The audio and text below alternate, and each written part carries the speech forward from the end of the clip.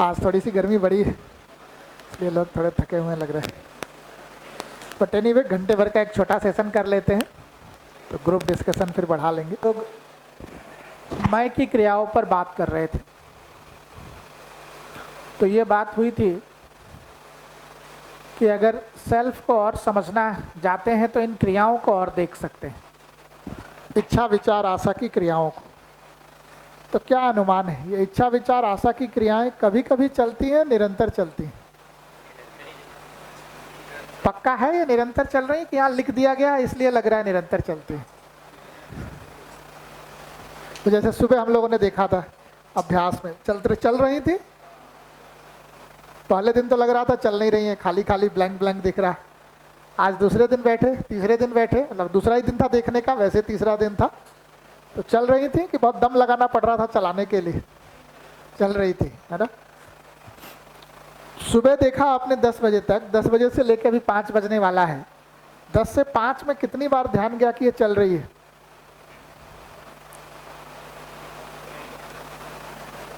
ध्यान गया क्या? तो अगर देखेंगे तो चर्चा यहाँ चल रही है, कल्पनाशीलता कहीं और चली जा रही है, तो चल तो रही है ना। कई बार जहाँ बातचीत चल रही है उसी पे कल्पनाशीलता चल रही है, कई बार कहीं और चल रही है, लेकिन कल्पनाशीलता चल रही है। कई बार जहाँ चर्चा चल रही है उसी पे फोकस है, कई बार कहीं और फोकस, दोनों स्थिति है ना। लेकिन फिर भी मैं कहूँगा अभी बिल्कुल ना मानिए कि ये निरंतर चल रही है। आज से लेके कल तक जितना अधिक से अधिक ध्यान दे सकते हैं इस बात पर कि निरंतर चल रही है कि नहीं चल रही। तो जैसे इस क्षण बैठे हैं, इस क्षण आपकी कल्पना है ना, आपकी कल्पनाशीलता में क्या चल रहा है, कुछ पता चल रहा है क्या? आप बाहर निकलते हैं तो बाहर निकल के इस वाले कमरे में जाएंगे कि बाहर जाएंगे कि चप्पल पहनेंगे, तो सभी लोग एक ही दिशा में जा रहे होते हैं, अलग अलग दिशा में जा रहे होते हैं। तो अलग अलग कल्पनाशीलता में कुछ चल रहा है इसलिए अलग अलग दिशा में जा रहे हैं। आपकी कल्पनाशीलता में क्या चला कि आप बाहर चले गए, आपकी कल्पनाशीलता में क्या चला कि आप भीतर चले गए? ध्यान देंगे तो पता चलेगा, पता चलेगा नहीं? फिर आप चप्पल पहनने जाते हैं, कोई बायां चप्पल पहले पहन रहा है, कोई दायां चप्पल पहले पहन रहा है। कुछ तो तय हो रहा है ना कल्पनाशीलता में। कोई बिना चप्पल पहने ही अंदर चले जा रहा है, कोई सोच रहा है दूसरे की चप्पल पहन के थोड़ी देर घूम लेते हैं। ये सारे निर्णय हो रहे हैं ना, ये सारे निर्णय अपने आप हो रहे हैं कि कल्पनाशीलता में कहीं हो रहे हैं? कहीं हो रहे हैं ना। होश पूर्वक नहीं देख रहे हैं तो नहीं दिखाई दे रहा है। तो जैसे वीडियो रिकॉर्डिंग हो रही है, अगर इसकी फोटो मैं यहाँ प्रोजेक्ट करूँ तो सामने 50 लोग बैठे हैं, आपको दिखेगा 50 लोग बैठे हैं लेकिन एक ही ढंग से नहीं बैठे, 50 अलग अलग ढंग इसी फोटो में दिख जाएगा। थोड़ा नज़र घुमा के देखेंगे तो दिखेगा 50 अलग अलग ढंग में लोग बैठे, अलग अलग ढंग से बैठे। और इंटरेस्टिंग बात है कि इसी ढंग से बहुत देर तक नहीं बैठ पाते, थोड़ी देर में फिर बदलते, फिर कोई नया ढंग बना रहे। तो हर बार बैठने के ढंग का आप चुनाव कर रहे हैं। ये निर्णय भी कहाँ हो रहा है? बॉडी कर रही है, सेल्फ कर रहा है? सेल्फ कर रहा है। किस आधार पर, कहां पर कर रहा है? इसी क्रियाओं में। यही जो क्रियाएं इच्छा विचार आशा की, पहले यहां तय हो रहा है कि पहले शरीर में तय हो रहा है? पहले यहां तय हो रहा है। जैसे आप जिस भी पोस्चर में बैठे हैं, एक समय के बाद बॉडी में कुछ तनाव होने लगता है, कुछ अनकंफर्टेबिलिटी लगने लगता है, वो सूचना किसको जाती है? सेल्फ को। सेल्फ में कहा जाता है? कल्पनाशीलता। तो अब अगले पोस्चर का चुनाव होता है, फिर वैसा आप बॉडी को कर देते। तो ये क्रिया कभी कभी चल रही है, लगातार चल रही है, लगातार चल रही है। आप दोपहर में बैठते हैं खाना खाने, थाली में है ना चावल परस दिया गया है, रोटी परस दिया गया है, एक सब्जी परस दी गई है, दाल परस दी गई है, अचार परस दिया गया है, पापड़ परस दिया गया है, सलाद भी रख दिया गया है, थोड़ी मिठाई भी रख दी गई है। कितनी वैरायटी हो गई है? टोटल 8-10 वैरायटी तो हो गई, रोटी चावल काउंट कर ले सब। तो अब आप थोड़ी देर वॉच करके देखिए वहाँ से कि सब लोग एक ही स्टाइल में खा रहे हैं या खाने की स्टाइल अलग अलग है। आदमी तोड़ रहा है, तोड़ के थोड़ी देर इधर उधर कर रहा है, फिर दाल में लगा रहा है। कोई आदमी सब्जी में लगा रहा है, कोई आदमी तोड़ के वापस रख दे रहा है, पहले सलाद खा रहा है। अब आप देखिए तो ये जो चल रहा है उस समय एक्टिविटी, उसमें ये कल्पनाशीलता शामिल है नहीं शामिल है, या बिना इसके चल रहा है? शामिल है ना, लेकिन हम होशपूर्वक देख नहीं रहे इसलिए पता नहीं चल रहा। तो उसको होशपूर्वक देखना शुरू करें, तो हर पल हर क्षण इस कल्पनाशीलता में कुछ ना कुछ चल रहा है। अभी भी कहूंगा ये सब चर्चा के बाद भी, मैं कह रहा हूं इसलिए मान मत लीजिए। क्या करिए? जांच लीजिए। जांच सकते हैं क्या कि ये कल्पनाशीलता 24 घंटे चल रही कि नहीं? जांच सकते हैं। वो बार बार ये जो घटना सुनाते हैं कि एक IIIT हैदराबाद में जो वर्कशॉप हो रहा, एक स्टूडेंट बोला कि आपका जो क्वेश्चन है कि कल्पनाशीलता लगातार चल रही है कि नहीं चल रही है, उसको देखिए, ये क्वेश्चन ही काफी ट्रिकी है, सारा गेम इस क्वेश्चन में। क्या मतलब? बोला कि आप कहते हैं कि देखिए कल्पनाशीलता लगातार चल रही है कि नहीं चल रही है, हम जब भी उसे देखने जाते हैं वो चल पड़ती है।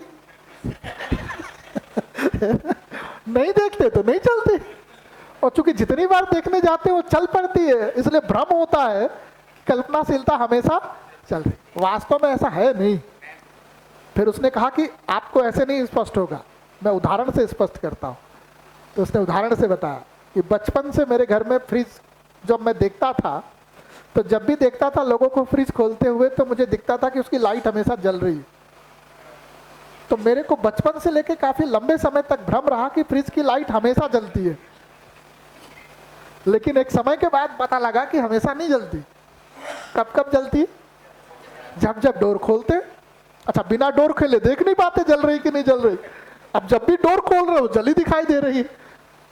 तो उससे क्या निष्कर्ष बन गया भाई कि जो फ्रिज की लाइट है वो तो हमेशा जलती रहती है, जबकि वास्तविकता ऐसी। बोला ठीक वैसे ही अपने साथ भी हो रहा है, वो जब भी कल्पनाशीलता देखने का दरवाजा खोल रहे हैं वो चलने पड़े। तो कहीं ऐसा आपको भी तो नहीं लग रहा है? बोले आप लगने लगा, पहले नहीं लग रहा था। या लग तो रहा था लेकिन बोल नहीं पा रहे थे। उस बच्चे ने बढ़िया आर्टिकुलेट करके उदाहरण के साथ रखा।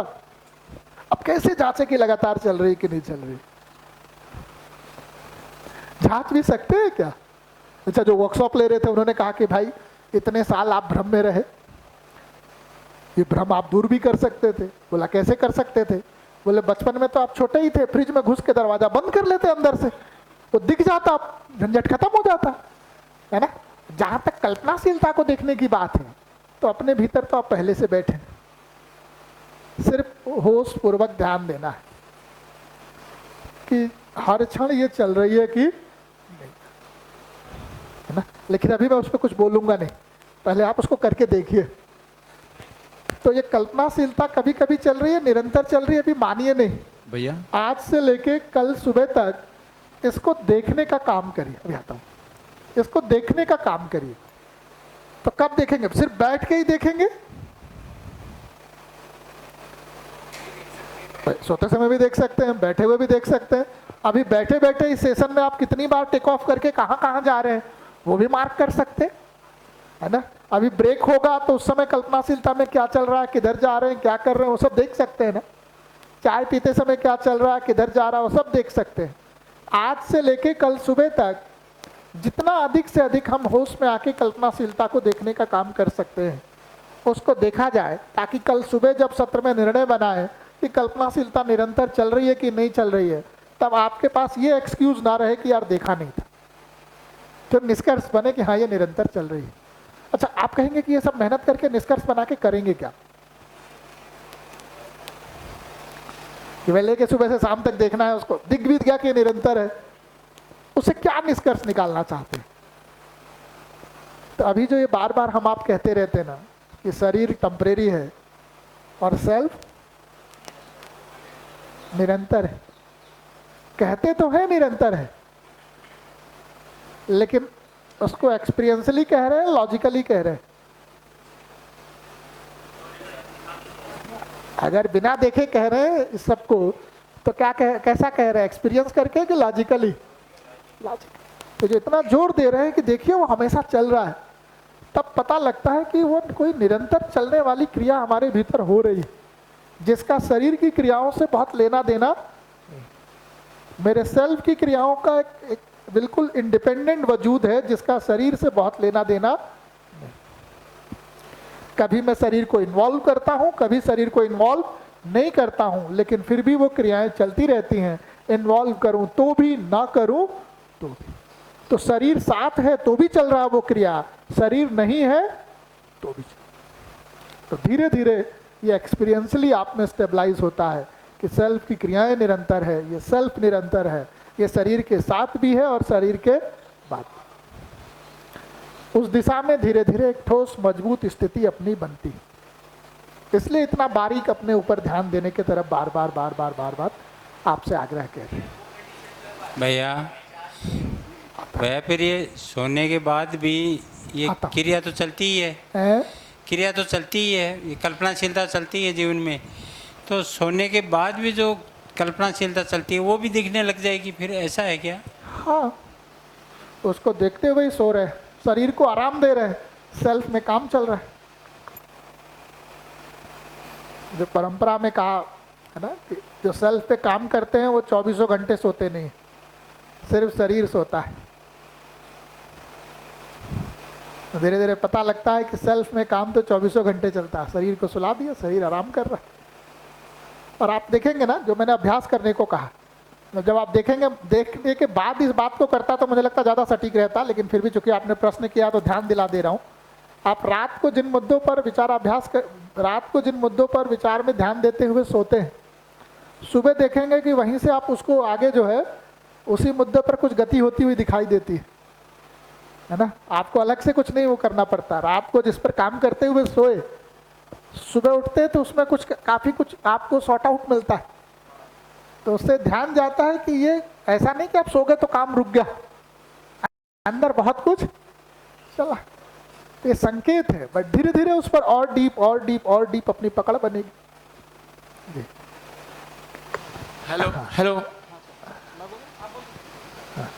हाँ सर, जो चीज़ आप अभी कह रहे हैं ये मैं एक यूज भी करता हूँ। दरअसल जो प्रॉब्लम मुझे लगती ज़्यादा चैलेंजिंग लगती है, तो सब मैं रात में सोते हुए, मतलब सोचते हुए सोता हूँ, तो अगले दिन जब उसमें और भी नए आउटपुट आते हैं ऑटोमेटिकली। और ये एक्सपीरियंस लगभग बहुत सारे लोग किए होंगे, आपने भी किए होंगे और भी बहुत सारे लोग ने किए। लेकिन इसको थोड़ा और निर्णय पूर्वक 1-2 दिन यहाँ है तो और ठीक से किया जाए, ताकि और ऑथेंटिक इस पे वो बने।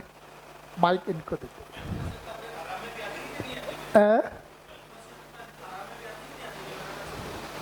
वही ठीक ढंग से देखेंगे तो पृथ्वी कभी कभी चल रही है, लगातार चल रही है, उसको भी कभी आराम दिलाया जाए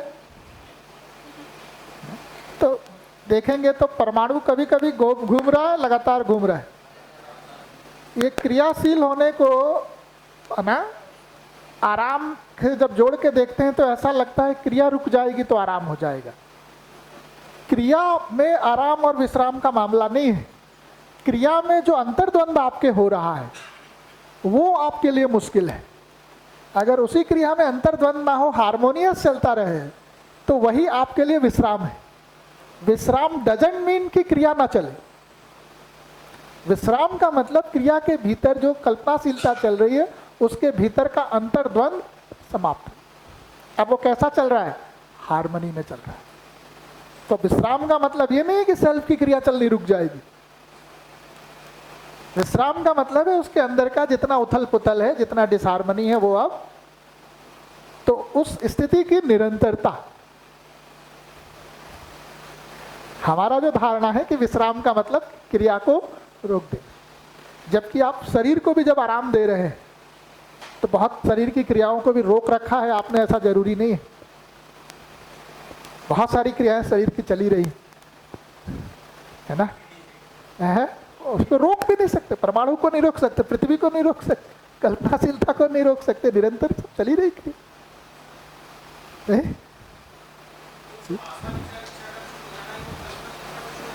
वही उसको चुप हो जाना कहें या उसके भीतर जितना वो चल रहा है, उथल पुथल चल रहा है, वो ठीक हो गया।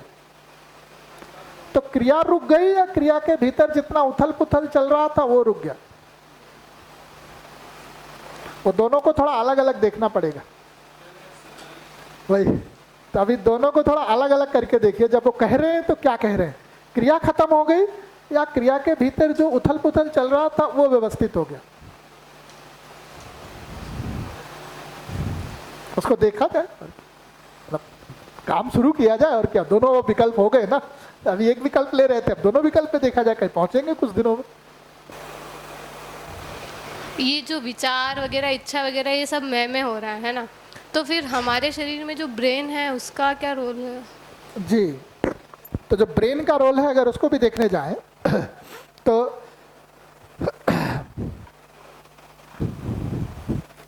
देखते हैं तो ये ध्यान में आया कि शरीर है,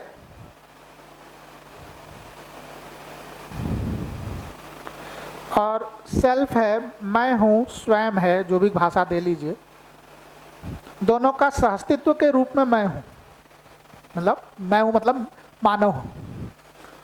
अब शरीर में देखने जाएं, है ना, तो शरीर कहाँ है? मैं अगर किसी को देख रहा हूँ तो बता सकता हूँ ये आपका हाथ है, ये पैर है, या सर है, ये है ना, ये पैर है, ये पेट है, पीठ है, बता सकता हूँ। शरीर कहाँ है इसमें? तो पूरा मिला करके शरीर। ऐसे कई बार प्रश्न उठता है कि सेल्फ कहाँ है? तो सेल्फ भी क्या है?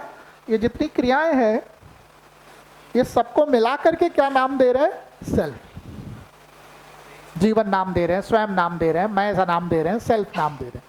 तो जैसे शरीर पर्टिकुलरली कहीं एग्जिस्ट नहीं कर रहा, लेकिन आपकी जो क्रियाएं हैं, सर एक क्रिया है, हाथ एक क्रिया है, पैर एक क्रिया है, सब अलग अलग क्रियाएं हैं ना, पेट एक क्रिया है, अलग अलग क्रिया है, ये सभी क्रियाओं के सेट को मिलाकर क्या नाम दे रहे हैं?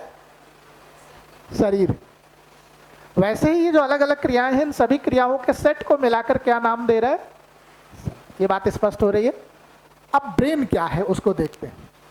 हाथ एक शरीर का क्रिया है जिसका एक स्पेसिफिक काम है, आंख भी एक तरह की क्रिया है जिसका एक स्पेसिफिक काम है, और आंख के फिजिकल लोकेशन को देखा जा सकता है, हाथ के फिजिकल लोकेशन को देखा जा सकता है। ब्रेन का भी फिजिकल लोकेशन शरीर में कहीं एस्टेब्लिश है? नहीं है, है? उसका भी कोई ना कोई इंपॉर्टेंट फंक्शन होगा। तो ब्रेन का क्या फंक्शन है उसको अगर देखने जाए तो ब्रेन कहाँ इन्वॉल्व है? शरीर के बाहर या शरीर के भीतर? इसी को आप हिंदी में मेधस कह रहे हैं, या आप अंग्रेजी में ब्रेन कह रहे हैं, है ना, जो भी भाषा दे रहे हैं, है ना। अब ये जो मेधस है या ब्रेन है उसका क्या रोल है उसको देखते हैं। तो जैसे ये हाथ का मेरा मूवमेंट है, लगभग आप देखेंगे तो एक हड्डी यहाँ है, ज्वाइंट यहाँ है, एक ज्वाइंट यहाँ है, एक ज्वाइंट यहाँ है, यहाँ जाने कितनी हड्डियाँ हैं गिनूंगा तो। जब मैं इसको मूव कर रहा हूँ तो इन सारी हड्डियों में मूवमेंट हो रहा है, इस ज्वाइंट में मूवमेंट हो रहा है, इस ज्वाइंट पे हो रहा है, इस ज्वाइंट पे हो रहा है, ये सारे ज्वाइंट्स पे हो रहा है, सारी हड्डियों में हो रहा है। सिर्फ हड्डियों में ही हो रहा है कि मसल्स में भी हो रहा है? कितनी मसल्स होंगी, कुछ अनुमान है? बहुत सारी। कोई मसल खींच रही है, कोई मसल फैल रही है, तब तो स्ट्रेंथ आ रहा है ना इसमें। कोई खींच रही है और कोई फैल रही है। मसल्स के भीतर जाएंगे तो वो किससे बना है? सेलुलर स्ट्रक्चर है ना, मतलब एक तरह से प्राण कोशिकाओं से मिलके बना है, सेल है, मल्टी सेलुलर स्ट्रक्चर है। हाँ, कितने सेल होंगे? थोड़े बहुत बायोलॉजी पढ़े वो लोग बता पाएंगे। मिलियंस कहना पड़ता है ना, असंख्य कहना पड़ता, लगभग मिलियन सेल। जब ये हाथ का मूवमेंट हो रहा है तो कुछ ही सेल आगे पीछे हो रहे हैं कि सारे सेल में कुछ ना कुछ हरकत हो रही है? तो इस इतने से मूवमेंट में कितने सारे इंस्ट्रक्शंस की जरूरत पड़ेगी? यहाँ अलग तरह का, यहाँ अलग तरह का, यहाँ अलग तरह का, मसल्स को अलग तरह का, एक एक सेल को। तो आप देखेंगे तो दो तरह की क्रिया है। एक, सामने वाले आदमी को झापड़ मारे कि नहीं मारे, एक निर्णय ये है, ठीक।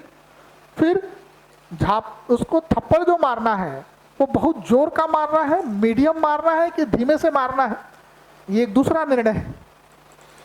एक तीसरा निर्णय है, उसको स्नेह के भाव के साथ मारना है, बदला लेने के भाव के साथ मारना है, कि बिल्कुल निपटा देने के भाव से मारना है, ये एक तीसरा निर्णय है। ये तीनों तरह के निर्णय कहाँ हो रहे होंगे? ये सेल्फ में हो रहे हैं। किसी को थप्पड़ मारना है कि नहीं मारना है, कितनी जोर से मारना है, किस भाव से मारना है, ये सब कहाँ हो रहा है? सेल्फ। सेल्फ ने वो निर्णय किसको पास किया? ब्रेन को, मस्तिष्क को। अब मस्तिष्क उसको शरीर से करवाने के लिए छोटे छोटे बहुत सारे माइक्रो इंस्ट्रक्शन जनरेट करेगा कि यहाँ कैसे मूवमेंट हो, यहाँ कैसे मूवमेंट हो, यहाँ कैसे मूवमेंट हो, मसल्स में कैसे मूवमेंट हो, कैसे वो सारी चीज़ें पीछे की तरफ जाएं, कैसे एंगल सेट हो। अब ये सारे जो इंस्ट्रक्शन जनरेट करवा रहे हैं बॉडी में एग्जीक्यूट कराने के लिए, वो कौन से पार्ट का फंक्शन है? ब्रेन का, मेधस का, मस्तिष्क का। फिर वो एग्जीक्यूट होता है ना। अब वो घूमा और सामने वाले के चेहरे पे पड़ने ही वाला है, तब तक आंखों से एक इंस्ट्रक्शन आ गया कि जिसको मार रहे हैं उसके 4 दोस्त पीछे से चले आ रहे हैं।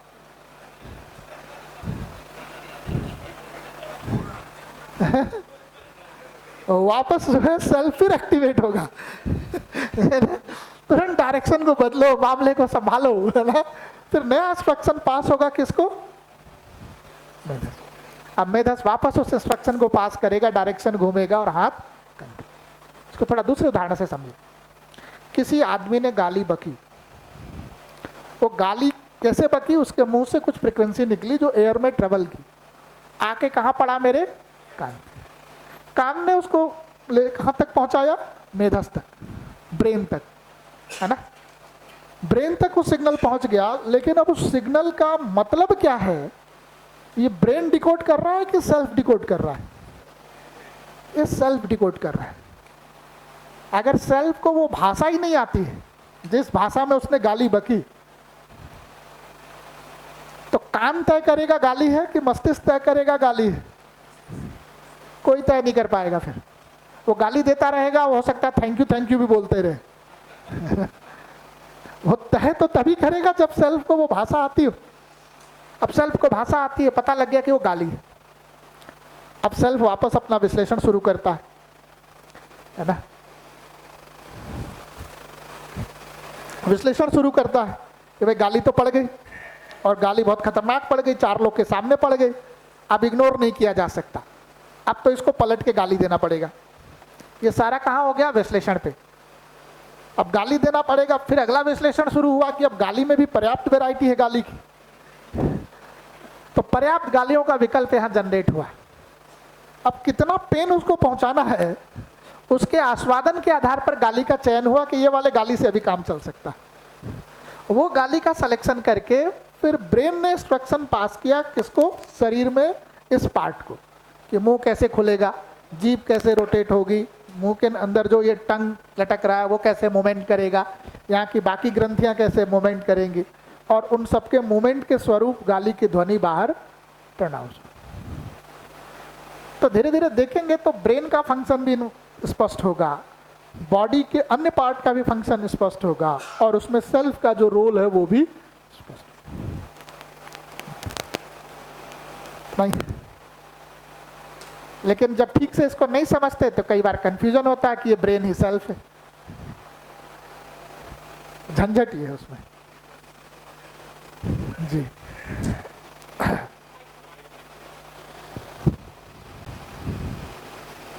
सर, ये जो लैंग्वेज का डिकोडिंग और उसका मीनिंग इंटरप्रिटेशन का वो सेल्फ का कॉन्सेप्ट बताया ना आपने, सेल्फ का फंक्शन मेजर भाग उसमें सेल्फ का है।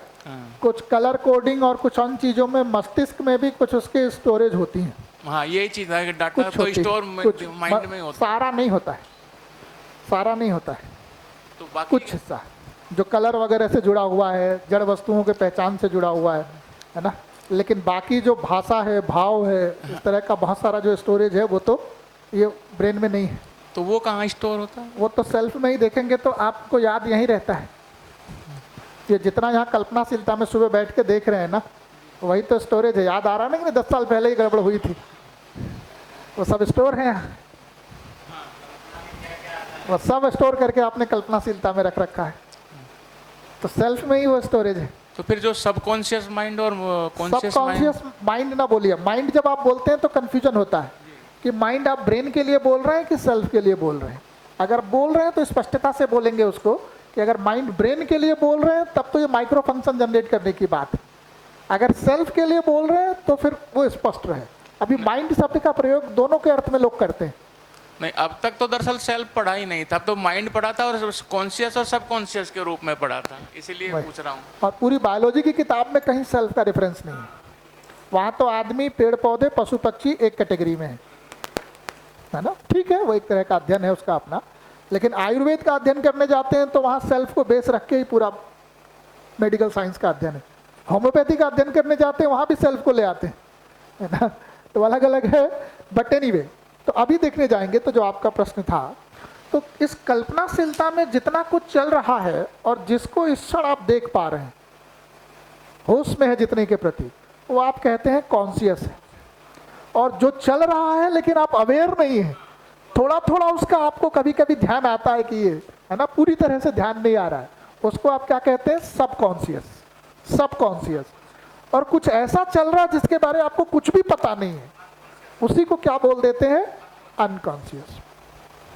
तब आप सुबह के अभ्यास में देख पा रहे होंगे बहुत सारी चीजें जो कल तक आपके लिए सबकॉन्शियस थी, आज कॉन्शियस में आ गया होगा। कल जो हल्का हल्का दिख रहा होगा, आज साफ साफ दिख रहा होगा। धीरे धीरे बहुत सारी चीजें जो अनकॉन्शियस थी वो कहाँ आ जाएंगी, सबकॉन्शियस में। और धीरे धीरे पूरा का पूरा ही सेट क्या हो जाएगा, कॉन्शियस हो जाएगा, है ना। यही तो प्रक्रिया है होश में आने का। ये सबकॉन्शियस और अनकॉन्शियस बेहोशी की स्थिति। धीरे धीरे जैसे जैसे होश बढ़ेगा, अनकॉन्शियस सबकॉन्शियस में आएगा और सबकॉन्शियस कॉन्शियस में आएगा, और ये पूरा का पूरा कैसा हो जाएगा, कॉन्शियस। भैया वही तो काम कर रहे हैं। हाँ भैया, जी जो प्रश्न मैं पूछना चाह रहा था तो लगभग उसका उत्तर इन क्वेश्चंस में आया है, तो मैं जो समझ पाया हूँ, क्योंकि आपने एक प्रश्न का उत्तर दिया, टेक ऑफ वाली बात की थी कि आपको सुन रहे हैं, कंटेंट को समझ रहे हैं और उस कंटेंट को एज इट इज जैसा आप बोल रहे हैं सुन भी रहे हैं और समझ भी रहे हैं, लेकिन और टेक ऑफ हुआ तो चूक गए यहाँ पर, है ना। तो मैं जब देख रहा हूँ कि जब भी मैं आपका सेशन सुन रहा हूँ तो टेक ऑफ नहीं हो रहा है, पूरा सुन रहा हूँ और समझ भी पा रहा हूँ, लेकिन कल्पनाशीलता में भी जो चल रहा है वो भी कुछ कुछ दिखाई दे रहा है और टेक ऑफ भी नहीं हो रहा है। तो अभी जो आपने ये सब समझाया कॉन्शियस सबकॉन्शियस, तो मुझे थोड़ा सा कनेक्ट कर पाया, तो अगर ठीक हो तो आप बताना कि जो आपको सुन रहा हूँ, कंटेंट को सुन रहा हूँ, समझ रहा हूँ, वो पूरा कॉन्शियस में चल रहा है, लेकिन जो मुझे अंदर भी थोड़ा बहुत कल्पनाशीलता दिख रही है, सब करते हुए भी टेक ऑफ नहीं हो रहा है, वो सबकॉन्शियस को देख पा रहा हूँ, ऐसा है जी। और धीरे धीरे देखेंगे तो सेल्फ बहुत पावरफुल है। मैं जिस गति से बोल रहा हूँ उससे कई गुना अधिक गति से सेल्फ में क्रियाएं चल रही हैं। उसका 1000वां हिस्सा लगा के मेरी सारी बात को सेल्फ कंक्लूड कर लेता है ना। बाकी सारा बहुत सारा हिस्सा आप देखेंगे तो पैरेलली जो भीतर चल रहा है वो भी आप देख पाएंगे।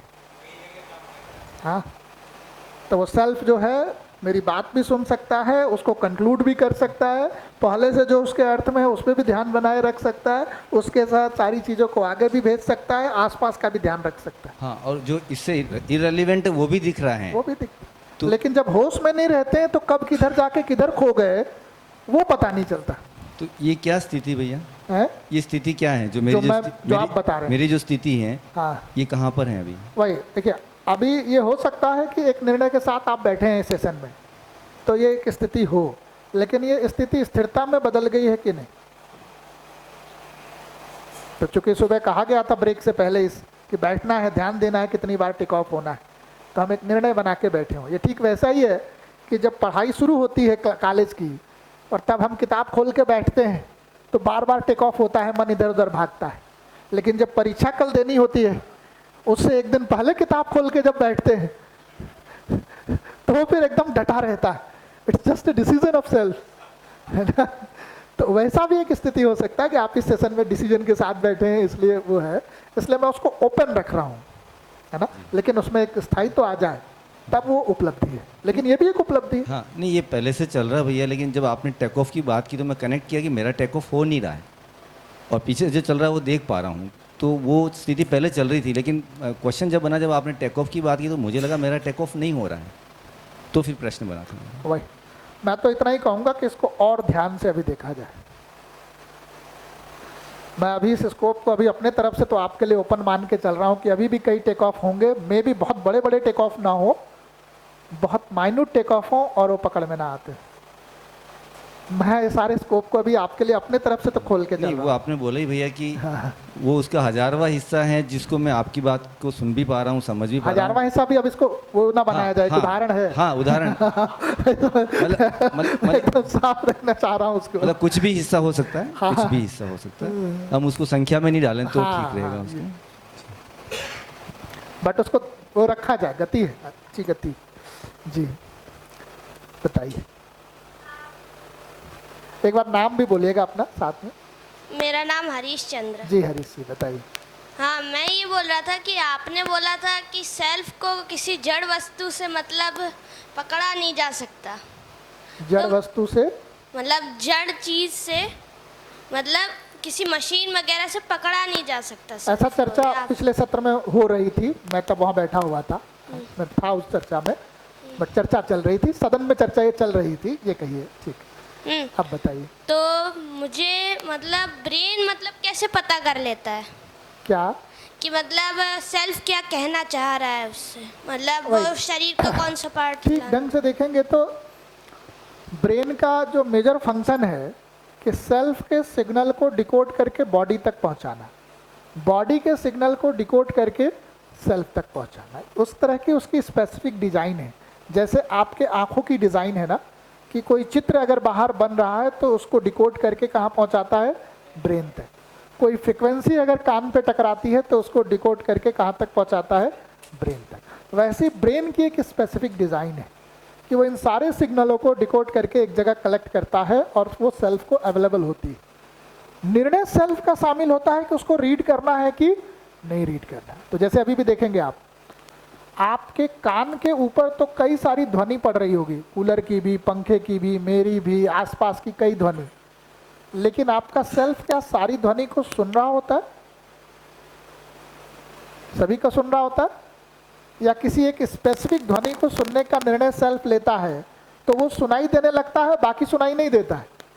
जैसे मैं अभी 1 मिनट के लिए चुप हो रहा हूं, जरा ध्यान दीजिए कितने तरह की ध्वनि आपको सुनाई दे रही है।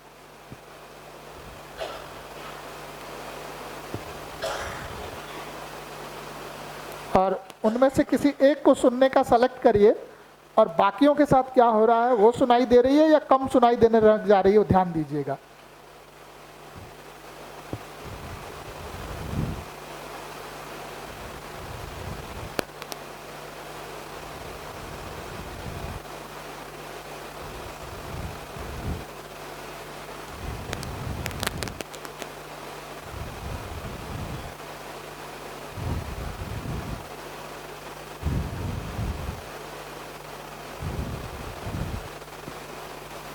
क्या हो रहा है?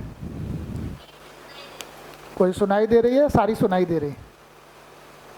एक ही सुनाई दे रही। बाकी के साथ क्या हो रहा है? बाकी मतलब थोड़ा थोड़ा पता थोड़ा चल थोड़ा रहा है। सुन रहे हैं, लेकिन जब आप थोड़े थोड़े में से किसी दूसरे को सेलेक्ट करेंगे तो पहले वाला कम हो जाता है। मैं वो सोच रहा था कि मतलब इसका मतलब ये है कि मतलब ब्रेन मतलब समझ सकता है कि सेल्फ क्या बोलना चाहता है। ब्रेन जो है सेल्फ के जो इंस्ट्रक्शंस है उसको डिकोड करके बॉडी को पास कर सकता है। समझने का काम तो सेल्फ में होता है, ब्रेन में नहीं होता है। ब्रेन तो पहचानना निर्वाह करना कर रहा है ना, पहचानना निर्वाह करना समझना नहीं है। जानने मानने की क्रिया जहां हो रही है वो समझना है, और जानने मानने की क्रिया ब्रेन में नहीं हो रही है, वो कहाँ हो रही है, सेल्फ। तो पहचानना निर्वाह करना तो देखेंगे तो मिट्टी में भी हो ही रही है। मिट्टी में कोई चीज़ डाल दीजिए, वो सड़ के वापस मिट्टी बन जा रही है। तो मिट्टी और पत्ते पहचानना निर्वाह करना तो कर ही रहे हैं ना, नहीं? तो पहचानना निर्वाह करना समझना नहीं है, जानने मानने की क्रिया समझना है। जी सर पूछो सर। हाँ आप पूछ लीजिए, पर माइक चूंकि आपके पास है तो अधिकार आपका। सर फिर मन क्या चीज़ है? दरअसल अब तक जो समझते हैं ना, जो आपने ये चीज़ डिस्क्राइब की है, हाँ कि जहाँ हमारा मन जाएगा उस पर हमारा कंसंट्रेशन जी, जाएगा। तो मैं तो बहुत निर्णय पूर्वक इन सारे शब्दों को भी प्रयोग नहीं कर रहा था, लेकिन मन को देखें तो मन का ये प्लेसमेंट है। जिस सेल्फ की वो पार्ट जहाँ चयन आस्वादन चल रहा है उसी को परंपरा में मन कहा गया है। सेल्फ के उस हिस्से में जहाँ चयन आस्वादन हो रहा है, सिलेक्शन टेस्टिंग की क्रिया जहाँ चल रही है, उस वाले भाग को परंपरा में मन शब्द से डिनोट किया गया। और इसके बारे में कहा गया ना, मन बड़ा चंचल है। अभी सुबह बैठकर जब देख रहे हैं तो पता लग रहा होगा कितना चंचल है। यहीं बैठे बैठे कहाँ कहाँ भाग जा रहा है। तो परंपरा में इसको मन शब्द से डिनोट किया गया। ये मन शब्द हमने आपने इन्वेंट नहीं किया, जब से परंपरा है, जब से इतिहास है मानव का, तब से चला आ रहा है। और शब्द एक कहते हैं ना वृत्ति। हाँ, तो वृत्ति जो है, ये जो विश्लेषण चल रहा है ये गोल गोल चलता है। तो जिस जगह ये विचार विश्लेषण तुलन की क्रिया चल रही है, इसी को क्या कहा गया है? वृत्ति। तो चित्त, ये जो चित्रण की क्रिया जहां पर आप दिख रहा है, वो जगह को क्या कह रहे हैं? चित्त। लेकिन क्या है, चित्त, वृत्ति, मन, ये दिखेगा नहीं आपको। चित्त, वृत्ति, मन, ये सब दिखेगा नहीं। दिखेगा क्या? ये क्रिया। तो ये क्रिया जिस जगह पे हो रही है उसी को नाम दे रहे हैं क्या? मन। दूसरा जहां हो रहा है उसको वृत्ति, तीसरा जहां हो रहा है, इसलिए मैं उन नामों को लाए बगैर सीधे सीधे इसको देखने के लिए आपको एक तरह से वो कर रहा हूं, ताकि ये दिख जाए तो मन, वृत्ति, चित्त फिर समझ में आ जाता। अगर ये दिखे नहीं क्या चल रहा है यहाँ, तो फिर मन, वृत्ति, चित्त सिर्फ शब्द रह जाते हैं। अभी जड़ की बात जब आई थी, तो जब ब्रेन का अपना पहचानना, निर्वाह करना है, हर अलग अंग का अलग है, और जड़ ही है तो बाकी जड़ का भी अपन देखें, पदार्थ अवस्था, बायो ऑर्डर, सबका पहचानना, निर्वाह करना वाली बात।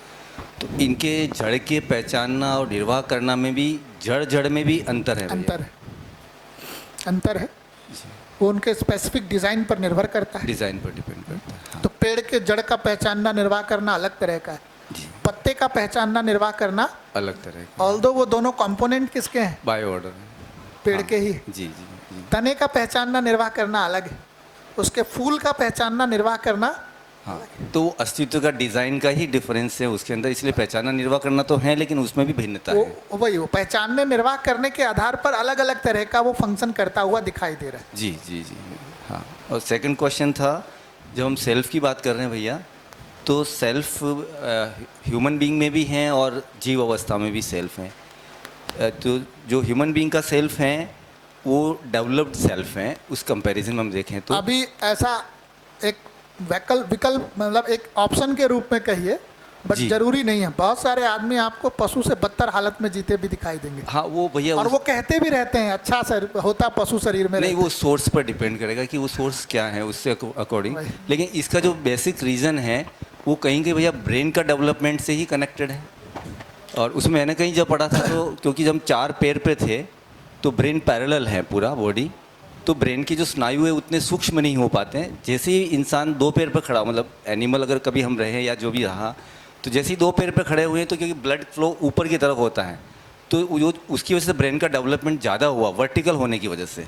और जब वो वर्टिकल हुआ है तो सेल्फ की ग्रोथ में, जो ह्यूमन बीइंग की जो सेल्फ है उसकी डेवलपमेंट का बेस में रीज़न ऐसा है कि भैया कि उस तरह का डेवलप्ड ब्रेन है, इसलिए सेल्फ भी उसको उस तरह से उपयोग कर पा रहा है। जी, मतलब इस ढंग से कहेंगे कि ये जो ऊपर हुआ, ये ऊपर भी आदमी ने किया या प्रकृति सहज विधि से ही हुआ? हाँ, प्रकृति का ही एक शोध। हाँ, ये ग्रोथ का पार्ट है। एक शोध है। हाँ, ग्रोथ। तो वो बॉडी में भी अलग अलग तरह के स्ट्रक्चर्स का वो है। हाँ। तो ये बात तो ठीक है कि जिस तरह का सफिस्टिकेटेड शरीर है आदमी का और ब्रेन है, उससे जिस तरह से फाइननेस से सेल्फ उसका प्रयोग कर पाता है, किसी पशु शरीर से वैसा नहीं कर पाता। जी। और इसीलिए ज्ञान की संभावना भी बनी है। हाँ, लेकिन अगर उसी सेल्फ का सिर्फ ध्यान इतने पर है, ये वाला जो 3 नंबर है, हाँ, तो फिर वो वहीं, तो फिर तो वो आदमी शरीर लेके भी काम पशु से भी बदतर कर रहा है। Human being in animal consciousness. लेकिन इससे ऊपर जब उठ के जा रहा है तब इस शरीर का ठीक ढंग से सदुपयोग कर पा रहा है। जी। और वही बात हम कर रहे हैं, ट्रांसफॉर्मेशन की बात ही कर रहे हैं। वो सावधानी जरूरी। नहीं, जैसे किसी ने गाली बोली, कान में पड़ी, कान में वाइब्रेशन पैदा हुआ, नहीं, इलेक्ट्रिकल इम्पल्स वाइब्रेशन एयर में पैदा हुआ, एयर में हुआ, वो आपके कान के पर्दे पे पड़ा, ठीक है, वहाँ से कुछ डिकोड, वहाँ से वो सिग्नल ब्रेन तक गया, इलेक्ट्रिकल इम्पल्स के रूप जो में, भी जिस भी फॉर्म में गया, अब उसके लिए बायोलॉजिकल टर्म्स तो ये जो है ये इतना परफेक्ट सिस्टम है कि ये वहाँ उसको कन्वर्ट किया, ब्रेन में पहुँचा, और ब्रेन से फिर वहाँ से सेल्फ उसको डायरेक्ट डिकोड कर लेता है। तो वापस वो यहाँ से मान लो इलेक्ट्रिकल उसमें गए और वहाँ जाके आप ब्रेन से वापस सेल्फ में जाएगा तो वापस गाली ग्रुप में अध्ययन जाएगा। करेंगे तो थोड़ा और बारीकी से जाना पड़ेगा। वहाँ तो बहुत सारा बिंब प्रतिबिंब का बहुत सारा कॉन्सेप्ट, वो फिर आगे और डिटेल अध्ययन करना पड़ेगा उसको। अभी मैं उसको नहीं लेके आना चाहता। अच्छा, तो फिर वहाँ देखा भी अपने को तो वो लैंग्वेज आती ही नहीं जिसमें बोल रहा था, अपन थैंक यू बोलते चले गए। ओके, एक तो ये ऐसी मान लो कुछ अच्छा स्मेल किया तो वो भी वापस कन्वर्ट हुआ, ब्रेन में गया, ब्रेन से फिर नर्वस सिस्टम के थ्रू यहाँ आया। तो आपने कोई संवेदना का आया, यहाँ आस्वादन किया, अब आप विचार चलाने लगे कि यार अब जाऊँगा तो वो खरीद के लेके जाऊँगा। फिर इच्छा बनाने लगे खाऊँगा तो सुखी हो जाऊँगा, खिलाऊँगा तो बढ़िया सम्मान मिलेगा, है ना। फिर वापस उसको पूरा करने के लिए और भी यहाँ चयन आस्वादन किया आपने कि भाई समय भी बचाना है, पैसा भी बचाना है, कंफर्टेबिलिटी, इतने सारे आस्वादन को पूरा करने के लिए आपने ट्रेन का सिलेक्शन किया। फिर ट्रेन में भी बहुत सारे विकल्प जनरेट किए आपने, एक्सप्रेस, एसी, सुपरफास्ट। फिर आपने उनमें से कई सारे आस्वादन को पूरा करने के संदर्भ में किसी एक का सिलेक्शन किया। तो ये तीनों क्रियाएं यहाँ चल रही हैं। ओके, आस्वादन चयन करके फिर वापस अगले ऑप्शन की फिर विश्लेषण तुलना, विश्लेषण शुरू कर ये 4 क्रिया चलती रही, वो इच्छा के आधार पे। जी,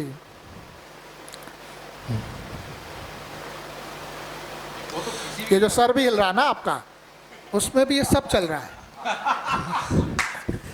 हाँ, नहीं वो तो खैर इतना ज़्यादा परफेक्शन और इतना ज़्यादा माइक्रो लेवल पर ये सब हो रहा है कि इतना स्पीड से एक साथ कई चीज़ें हैं तो जो हाथ ऐसे ऐसे चला गया ना, वो सब कल्पनाशीलता में वो रहा। तो धीरे धीरे उसको देखना शुरू करेंगे तो ये सारा और क्लियर कट अपने में स्पष्ट होगा। चलिए, वही तो, चूंकि देखने वाला भी वो खुद ही है।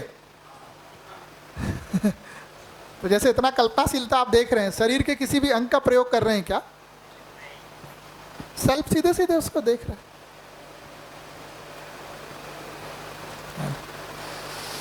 चलिए थोड़ी बात को और आगे बढ़ा लें।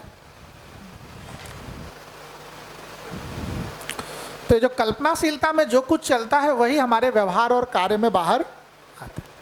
तो हमारा व्यवहार कार्य अगर बिगड़ेगा तो पहले व्यवहार कार्य बिगड़ेगा, पहले कल्पनाशीलता बिगड़ेगी। तो जैसे कई बार आपको अफसोस होता है, यार उसको हमने ये बोल दिया, ये बोलना नहीं था। तो व्यवहार में आपने बोल दिया, लेकिन पहले मुंह से बाहर निकला या पहले कल्पनाशीलता में आया? अगर हम कल्पनाशीलता के प्रति होश में आ जाएं तो बोलने से पहले ही पकड़ में आ जाता है कि क्या बात बोलने वाले हैं, और वही होश में आ जाते हैं कि यार ये तो ठीक नहीं है। तो मुंह से बाहर निकलने से पहले ही यहाँ करेक्शन कर लेते हैं। तो अपने कल्पनाशीलता के प्रति होश में आने का दूसरा परिणाम यह है कि बाद में पछताना नहीं पड़ता है।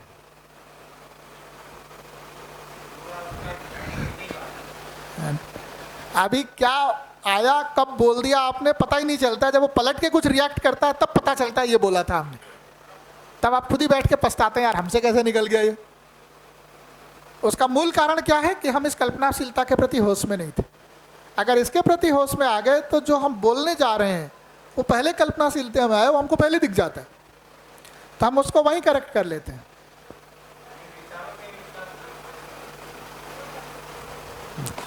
तो कल्पनाशीलता से ही क्या निर्धारित हो रहा है? व्यवहार और कार्य। थोड़ा और इसको देखेंगे तो ये जो कल्पनाशीलता का विषय वस्तु है वो कहाँ से तय हो रहा है? आपकी कल्पना में क्या चलेगा वो कहाँ से तय हो रहा है? तो उसके 3 सोर्सेज हैं। कौन कौन सा? संवेदना, मान्यता और सहज। तो आप दुकान पे खड़े हैं किताब के, 4 दुकान छोड़ के कोई समोसे की दुकान है, वो समोसा तल रहा है, उसकी गंध नाक तक आ रही है। तो किताब खरीदते खरीदते कल्पनाशीलता चलने लगता है, यार समोसा भी खरीद लेते हैं। तो ये समोसा खरीदने का कल्पनाशीलता कौन से स्रोत से एक्टिवेट हुआ? घर लौट रहे हैं समोसा और किताब खरीद के, रास्ते में एक दुकान दिखाई दे गया, उसके 100 पीस में बढ़िया बढ़िया जूते रखे हुए हैं। एक स्पेसिफिक कलर का जूता है जो आपको बहुत अट्रैक्ट कर रहा है। अब आप उस कलर का जूता लेने का लिए पैसा जोड़ना शुरू कर देते हैं। अब ये कल्पनाशीलता भी कहाँ से आया? संवेदना से। आप सड़क पे खड़े हैं, कोई स्पेसिफिक कलर की चमचमाती हुई कार गुजर गई, अब आप बैठ के सोचने लगते हैं कार तो यही खरीदूंगा, बस नौकरी लग जाए, है ना, 2-4 प्रमोशन हो जाए। अब ये कार खरीदने की कल्पनाशीलता कहाँ से शुरू हो गई? समझ। ऐसी कुछ कल्पनाशीलता मान्यता से भी शुरू हो जाती है ना। तो आप देखेंगे आपके पास एक तरह के कपड़े हैं, टीवी में कुछ ऐड दिखाते हैं, कुछ फिल्में दिखाते हैं, उसमें कोई नया डिज़ाइन का कपड़ा दिखाने लग गए, और जो वो कपड़ा पहना है उसका पूरे फिल्म में बहुत हाई प्लेसमेंट है ना।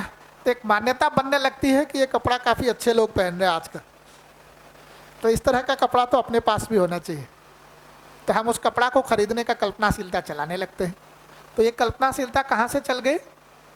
मान्यता। जैसे आप होटल जाते हैं, रेस्टोरेंट जाते हैं, रेस्टोरेंट में बैठकर ऑर्डर देते हैं कोका कोला ले आओ, पेप्सी ले आओ, है ना।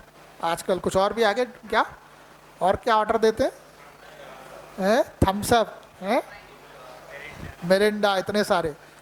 इनमें से कोई एक स्पेसिफिक आप ऑर्डर देते हैं, जबकि एक ही उपलब्ध है वहां पर कोल्ड ड्रिंक में, या मल्टीपल उपलब्ध है, 5-6 तरह के उपलब्ध हैं, किसी स्पेसिफिक का आप ऑर्डर दे रहे हैं। किस आधार पर तय कर रहे हैं कि यही वाला पीना है?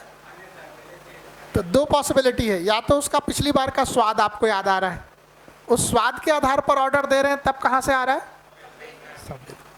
या फिर टीवी में जो ऐड दिखाया गया था उसमें जो हीरो जिस स्टाइल से पिया था, आप अपने आप को उसी कलर में देखना चाहते हैं, उसी स्टाइल में, है ना, वो देख के ऑर्डर कर रहे हैं, तो कहाँ से आ रहा है? तब मान्यता से। नहीं अभी देखेंगे तो पता लगेगा किस तरह से वो मान्यताएं जनरेट हो रही हैं और हम उन मान्यताओं से ऑपरेट हो रहे हैं। जैसे आप देखिए ना, आपके छोटे से छोटे निर्णय हैं, क्या कपड़ा आप पहनेंगे, ये तय होने का काम इन दोनों से हो रहा है या आपकी सहज स्वीकृति से हो रहा है?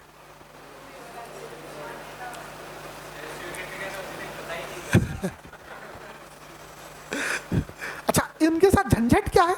आप एक तरह का कपड़ा खरीद के लाते हैं, तब तक वो फिर मान्यता बदल देते हैं। मैं पिछले 15 साल का तो होशपूर्वक बता सकता हूँ। पहले जो ये कपड़े डिजाइनिंग का जो फैशन था वो 5-10 साल में जाके बदलता था। तो जो पिछली पीढ़ी के लोग हैं वो बता पाएंगे कि वो अमिताभ बच्चन के ज़माने में जो बेल बॉटम का फैशन चला था वो कितने साल चला, है ना। उसके बाद ये जो जींस वाला आया ना, वो थोड़ा बिल्कुल चिपका हुआ जींस पहनने वाला, वो भी कितने साल चला। लेकिन पिछले 5-7 साल का देखेंगे तो हर साल 2 साल पे बदल रहा है, और बहुत फास्ट बदल रहा है। हाँ, टोटल क्या कर रहे हैं? मान्यता को और इसके ना को बदल रहे हैं। अच्छा, अब आपका क्या हो काम हो गया, उसके बिना काम नहीं चल रहा। एक्स तरह की मान्यता को जैसे ही पूरा करने जाते हैं, घर में खरीद के लाते हैं, तब तक वो मान्यता को बदल देते।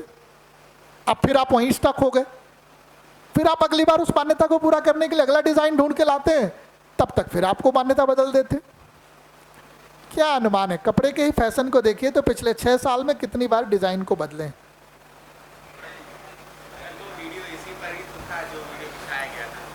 अभी धीरे से अपने पे ध्यान देंगे तो अपनी जिंदगी भी उसी वीडियो का हिस्सा है कि हमारे निर्णय अगर सहज स्वीकृति से तय नहीं हो रहे तो मान्यता और संवेदना से ऐसे ही तय होंगे। तो जो बच्चा बोल रहा था ना, वो डर के आगे जीत। भैया कल वो पिक्चर दिखा रहे थे, उसमें भी यही दिखा रहे थे, यही बात भैया भी बोल रहे थे। तो मैंने भैया से भी ये कहा कि अब पिक्चर का मामला नहीं है, अभी अपनी ज़िंदगी का मामला है, अपनी ज़िंदगी वैसे ही चल रही।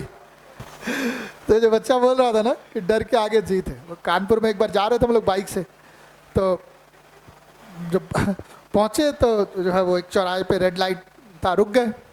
तो पीछे से वो आ गया, वो पावर बाइक वाला लड़का, वो एकदम मार, वो वहाँ रेड लाइट पे भी खड़ा है तो भी पूरा वो अलग ही तरह का साउंड निकालता है वो एकदम, है ना। अच्छा, ध्यान से देखें तो बाइक भी साउंड निकाल रहा होता है, उसके मुंह से भी साउंड निकल रहा था, झूम झूम एकदम किए रहता।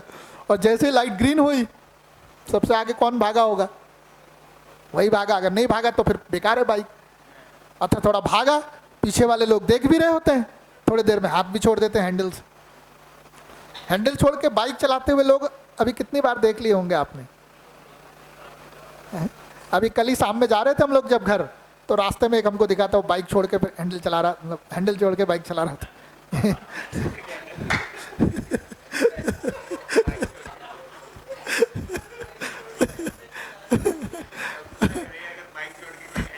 हाँ, अभी वही हो जा रहा, बाइक से टंग जा रहा है हैंडल पे।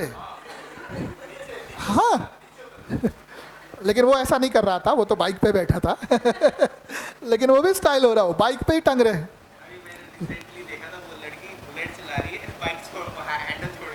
वही तो वो हैंडल छोड़ दिया, फिर आगे फिर रेड लाइट आ गया, तो फिर वो रुक के खड़ा हुआ।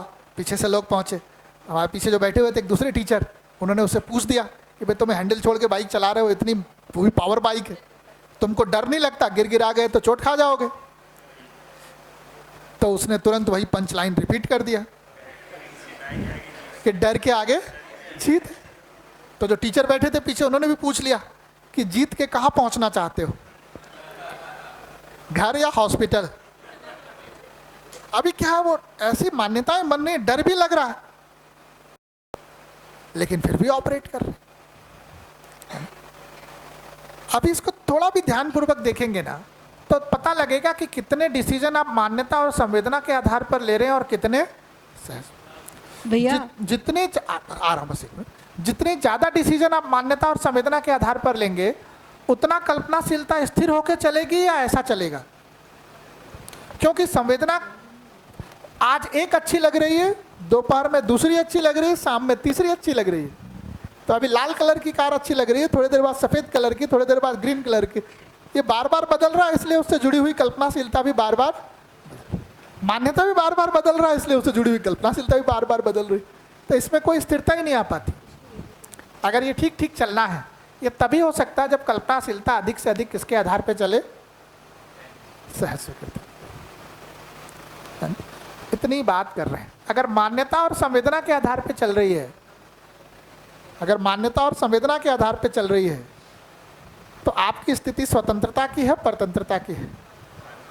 क्यों? क्योंकि मान्यता और संवेदनाएं आपके भीतर से तय हो रही हैं या बाहर से आ रही हैं? बाहर, और आप उसको मानने को मजबूर हो रहे हैं। आपके भीतर से क्या आ रहा है? ये स्थिति को ही क्या कह रहे हैं?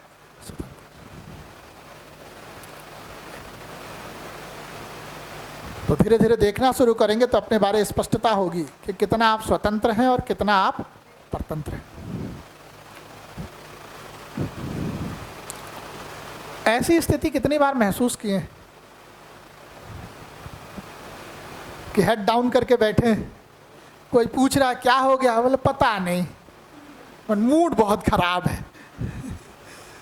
बोले चाय पी लो, बोले मन नहीं कर रहा। बोले खाना खा लो, आज नहीं खाएंगे।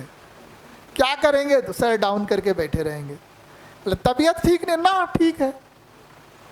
तो फिर ऐसी हालत क्यों हो जा रही है? ऐसा महसूस किए नहीं किए? साल भर में कितनी बार करते होंगे? महीने में, एक महीने में कितनी बार करते होंगे? कुछ बार होता है, नहीं होता है? क्यों हो रहा? अगर देखने जाएंगे तो आप अपने इच्छा विचार आशा कल्पनाशीलता में कहीं खो गए। आपको स्पष्टता ही नहीं रह रही कि आपका लक्ष्य क्या है, कार्यक्रम क्या है, आज क्या करें, कल क्या करें, परसों क्या करें, कैसे हम अपने कार्यक्रम को आगे बढ़ाएं। पूरा ट्रैक ही लूज हो गया। तो इस स्थिति में आप खो गए, आपको समझ में नहीं आ रहा कि अगला आप करें क्या। इसलिए एक और एक्सरसाइज कभी मन करे तो कर सकते हैं, जो भी जिन लोगों के साथ भी ये बार बार होता है, उनकी जो भी इच्छाएं हैं, जो वो करना चाहते हैं मूलतः, उसकी लिस्ट बना लें। बैठ करके कभी 1-2 दिन लगा के पूरे की लिस्ट बना लें कॉपी पे। फिर बैठ करके 1 दिन 2 दिन उस पर विचार कर लें कि इसमें से कौन कौन सी जो इच्छाएं हैं उनकी इस समय बिल्कुल इम्पॉर्टेंट है, और कौन कौन सी हैं जो आवश्यक तो हैं लेकिन एकदम इम्पॉर्टेंट नहीं है, और कौन कौन सी ऐसी हैं जो आवश्यक भी नहीं है और इम्पॉर्टेंट भी नहीं है, कहीं से आके मेरे अंदर घुस गई हैं। तो जो तीसरी कैटेगरी की इच्छाएं हैं वो आप ढोते रहेंगे या काट के साफ करेंगे? वो साफ करेंगे तो इच्छाओं का बोझ खत्म होगा। फिर 2 कैटेगरी बचेगी। कौन कौन सी? जो बहुत इम्पॉर्टेंट है, दूसरा जो बहुत अभी इम्पॉर्टेंट तो नहीं है लेकिन आवश्यक। तो अब आप देखेंगे तो वो लिमिटेड रह जाएंगी। फिर उनकी आप प्रायोरिटी सेट कर पाएंगे कि हाईएस्ट प्रायोरिटी किसकी है, लोएस्ट किसकी है, बीच में कौन सा है, ऐसी कितनी इच्छाएं हैं जिनको अगले 5 साल में करना है, ऐसी कितनी है जिनको अगले 3 साल में करना है, ऐसी कितनी है जिनको इसी बार अर्जेंटली निपटाना है, उनकी एक सॉर्टिंग कर पाएंगे। सॉर्टिंग हो जाएगी तो फिर जो टॉप प्रायोरिटी की इच्छाएं होंगी उस पर आप अपनी कल्पनाशीलता का इन्वेस्टमेंट ज़्यादा करेंगे, उस पर ज़्यादा विचार करेंगे, ज़्यादा ढंग से फैलाएंगे, अलग अलग दिशा कोण आयाम से फैलाएंगे, तो धीरे धीरे उसमें स्पष्टता होगी और फिर उसका प्रोग्राम आप बना पाएंगे। वो भी एक निर्णय ही हुआ ना भैया। हाँ। वो भी एक निर्णय, कैसे उसको सॉर्ट आउट किया जाए, वो ही उलझन लगता है मेरे को। ये है वही, चूंकि हमारा वो सब उलझ गया है, उसमें कुछ तय नहीं हो पा रहा, कौन सा इंपॉर्टेंट है, कौन सा नहीं है, कौन सा बेकार है, उसी में उलझ गए तो कोई सॉर्टिंग ही नहीं हो पा रही, इसलिए एकदम स्टक हो गए, आगे नहीं बढ़ पा रही जिंदगी, वहीं गोल गोल घूम रही, और निर्णय लेने की स्थिति में पहुंच ही नहीं पा रहे। वही उससे पहले ही इसमें लुढ़क गए, एकदम उलझ गए। तो एक बार जब वो प्रक्रिया करते हैं तो हम उसको कट शॉर्ट कर पाएंगे, प्रायोरिटी डिसाइड कर पाएंगे, कल्पनाशीलता का जो ये हमारी क्षमता है उसका सदुपयोग कर पाएंगे, है ना, और ज़्यादा आसानी से अपनी जो समस्याओं में जिनसे जूझ रहे हैं धीरे धीरे उससे बाहर निकल पाएंगे। जी जी भैया, अभी जो बताया आपने, जो बताया था ना समस्या के बारे में, इच्छा के, इसी में होता है, और ऐसा एग्जैक्टली मेरे साथ ऐसे ही हो रहा है।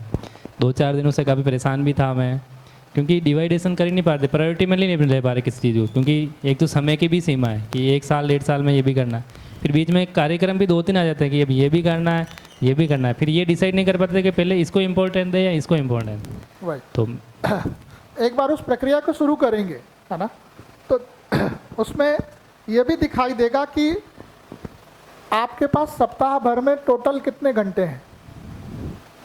24 × 7 कितने घंटे हुए? 168 घंटे हुए जी। 168 घंटे का आपके पास दिन है जी, मतलब सप्ताह है। 168 घंटे में आप कुछ समय तो सोने वगैरह में निकाल दीजिए, तो लगभग 7 घंटा रोज, मतलब 50 घंटा तो सोने में निकाल दीजिए, तो कितना बच गया? लगभग 118 घंटा जी।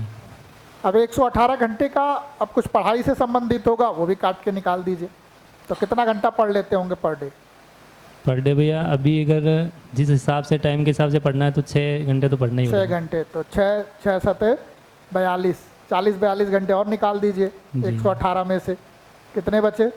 20 उधर 20 इधर, लगभग 75 घंटे के आसपास बचे जी। तो पढ़ाई, सोना, फिर रोज नहाना धोना खाना पीना के हिसाब से भी कुछ काट के निकालिए जी, तो 2 घंटा पर डे का और काट के निकाल दीजिए, तो 12 घंटे 15 घंटे, तो 60 घंटे अभी और बचे। सप्ताह में 60 घंटे आपके पास है, उपलब्ध है, पढ़ाई लिखाई नहाना धोना खाना पीना ये सब करने के बाद 60 घंटे उपलब्ध है। अब इस 60 घंटे का आपको लगता है थोड़ा मौज भी करना है, थोड़ा ये सब भी करना है, 10 घंटे और निकाल दीजिए, तब भी कितने घंटे बचे? 50। अब जो भी आपने लिस्ट बनाई, लेट से लगा कि 5 चीज़ें हमारी अर्जेंट है, इम्पॉर्टेंट भी है और अर्जेंट भी है। अब उन 5 चीज़ों के लिए इस 50 घंटे का डिस्ट्रीब्यूशन कर लीजिए। 8 चीज़ें आपको अर्जेंट लग रही हैं, उन 8 के लिए भी उनका डिस्ट्रीब्यूशन कर लीजिए। ये भी भैया है, ये तो सब अपन कर भी लेते हैं, लेकिन इसमें मुझे जो एक प्रॉब्लम सबसे ज़्यादा पकड़ में है कि खुद ही निर्णय मतलब नियमित नहीं कर पाते हैं। 2 दिन करेंगे, 5 दिन नहीं कर पा रहे हैं, वो इसलिए नहीं कर पा रहे हैं क्योंकि आप अभी तय नहीं कर पा रहे हैं कि सुखी इससे होना है, इससे होना है कि इससे होना है। बार बार सुखी होने के लिए इसी से ढूंढने लग जा रहे हैं, तो आप वापस इसी जंगल में खो जा रहे हैं। और इसमें एक बार खो रहे हैं तो 50 घंटे क्या कितने घंटे निकल जा रहे हैं आपको पता नहीं चल रहा है ना। इसलिए ठीक ठीक होश में आना जरूरी है कि सुख यहाँ है या यहाँ है ना?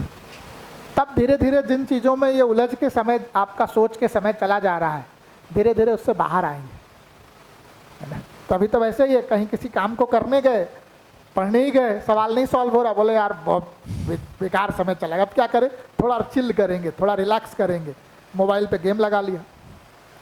अब वो गेम कई घंटे बाद बंद होगा, हर बार जब बंद करने की इच्छा आती सोचते एक और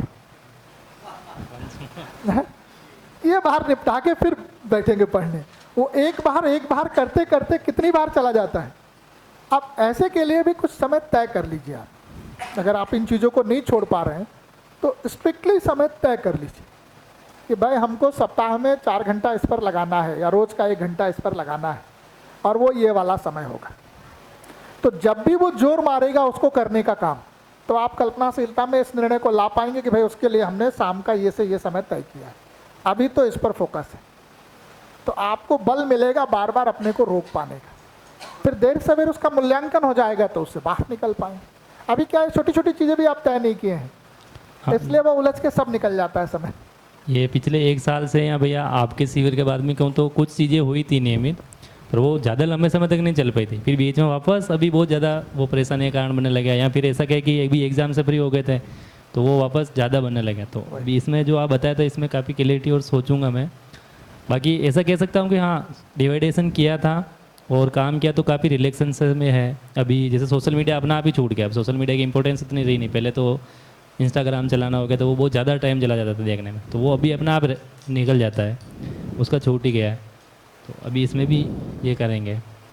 और अभी एक और साहब भैया क्वेश्चन कल से है। कल जब विचार पे और व्यवहार कार्य पे बात चली तो उसमें एक क्वेश्चन था, मैंने लिखा हुआ है, जैसा आपने बताया कि विचार का असर कार्य व्यवहार पे पड़ता है, जो अपन विचार करते हैं वो कार्य व्यवहार पड़ता है। तो कई बार ऐसा भी हो सकता है क्या, कार्य व्यवहार से भी विचार जी जी, तो हमारा आपका व्यवहार चल रहा है तो आप जो बोल रहे हैं उसका असर मेरे उसके आधार पर मेरे विचार पे तो कुछ जा ही रहा है ना। मैं जो बोल रहा हूँ वो भी आपके विचार तक जा रहा है, तो चलता रहता, साइक्लिक चलता है। लेकिन निर्णायक कौन सा है, व्यवहार या आपके विचार? निर्णायक तो विचार ही होता है। नहीं, लेकिन कभी ऐसा, कई बार ऐसा होता है कि अपन बहुत बार थक गए होते हैं तो उस टाइम चिड़चिड़ापन में आ जाता है ऐसी स्थिति में, तो उस टाइम विचार बिगड़ता है। तो वो तो वही तो, आप विचारों में बेचैन है तो सेल्फ कंट्रोल खो बैठते हैं बेचैनी के कारण। अगर उसी में दिख जाए क्या सहज स्वीकार है और वैसा विचार चलने लग जाए तो बेचैनी दूर हो जाती है, तो आप वापस सेल्फ कंट्रोल पे आ जाते हैं। तो इसलिए जो अभ्यास करा रहे हैं 7 स्टेप का, उसी को ठीक करने के लिए करा रहे हैं। जी नहीं, बढ़िया।